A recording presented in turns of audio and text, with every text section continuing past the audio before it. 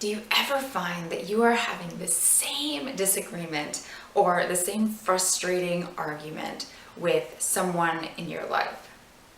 Whether it be a spouse, a partner, a coworker.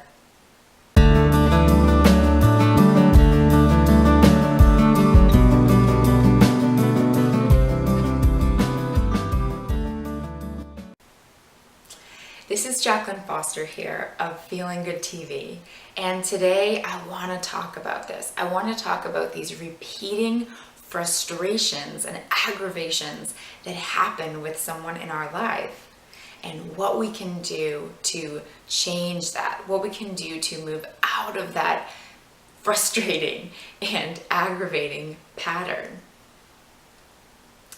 So, usually what happens when there's a frustration, it means that there is a need that we have in our lives that is not being met. Maybe it's a need for connection, for appreciation, for playfulness, for adventure, for intimacy. There are a number of needs.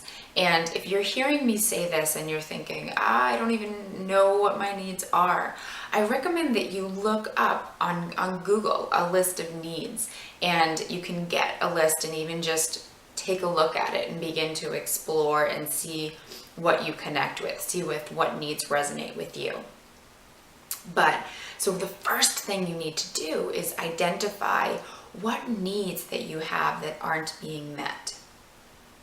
Now, typically our first reaction would be then to say, okay, my need for intimacy is not being met, so I'm going to talk to my partner and tell them that we need to change this, that they need to change this. And I'm guilty of this too. And actually this week, a friend helped me realize that I was doing just this. And I want to share this extra step that she reminded me of today. And that is this, that when we get frustrated with someone else in our lives and a certain need is not being met, what's really important that we do is take a moment to ask ourselves, are we even meeting that need within ourselves, with that relationship, with ourselves?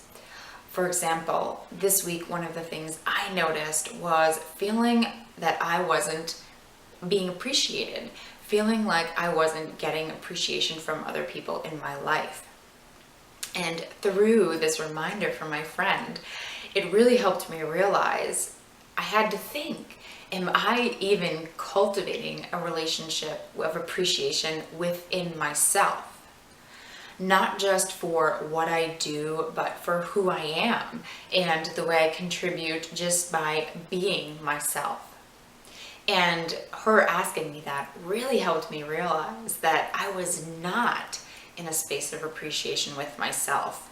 And it really encouraged me to slow down and to begin to ask myself first how I can cultivate more of that appreciation within myself. Okay, so how can you do this for you? I'm going to give you 3 quick steps that you can do to really reflect upon this and add this in your own life. So the first thing is what I mentioned before. Find out what is that repeating frustration that you have, and ask yourself from that, what need is not being met right now? What need that you have is not being met by that person? Get a list if you need, look that up, Google that up so you can have a list and just get an idea of what that specific need is. The next thing you want to do is really get honest with yourself and ask yourself, whether it be that need for connection, for intimacy, for playfulness, ask yourself if you are meeting that need with yourself, within yourself, okay? And be really, really honest with yourself. And if you're getting a no, that you are not getting that need met, which I believe in most cases that's going to be the case, that you're not meeting that need for yourself in this moment. If that's the case, take it to step number 3, and begin to take some time to slow down and ask yourself, how can you meet this need within yourself?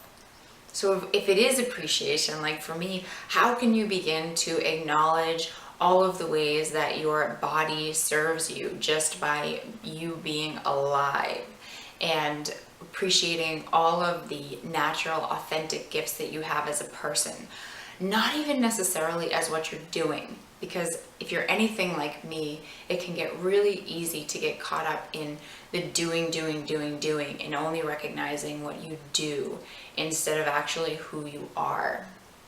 So for me, that's a biggie, actually coming back to appreciating who I am and not just the to-do list and what I'm getting done. So begin to explore that within yourself and cultivate meeting that need within yourself. So those are the 3 steps that I recommend that you run through to explore this. And then take it from there. Notice if that charge in that intimate relationship that you have, or that relationship you notice these patterns are repeating, see if that continues. See if there's any shift in you, in that relationship, or in that disagreement. I would also love to know as well, what do you do to get your needs met? What do you do when you notice that there's something in your life, in an area with another person or with yourself, that is not being met? What do you do to come back to that and to get those needs met? Also, if you enjoy this video, come on over to JacquelineLaceyFoster.com, where you can sign up to get these weekly video blogs in your inbox every week.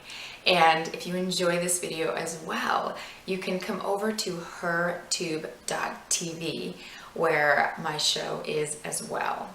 Wishing you an amazing day and looking forward to sharing more next time. Thanks so much.